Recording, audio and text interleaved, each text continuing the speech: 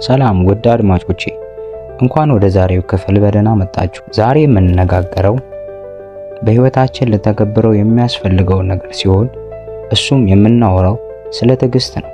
ሁላችንም ስኬትን እንፈልጋለን፣ ጥሩ ህይወትንም እንመኛለን። ህልም አለን፣ ግብ አለን፣ ልናሳካው የምንፈልገው ብዙ ነገር አለ።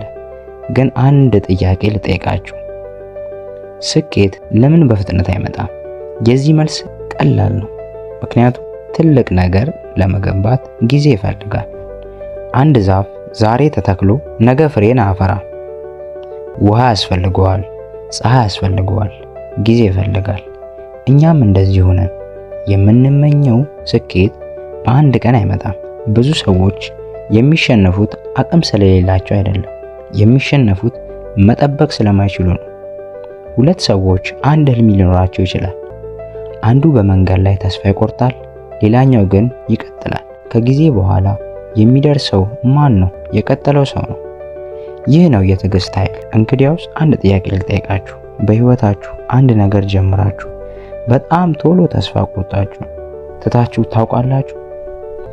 ምናልባት ንግድ ሊሆን ይችላል፣ ትምህርት ሊሆን ይችላል፣ ወይም አዲስ ክህሎት መማር ሊሆን ይችላል። ብዙ ጊዜ ችግሩ ህልማችን አይደለም፣ ትዕግስታችን ነው።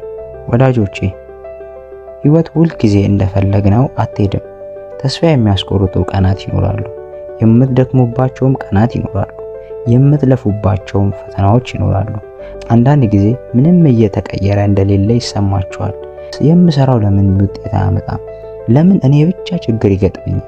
ለምን ሌሎች የቀለለ ለኔ ለምን ይከብዳል? እነዚህን ጥያቄዎች ማንሳት የተለመደ ነው፣ ግን መልሱ ተስፋ መቁረጥ አይደለም።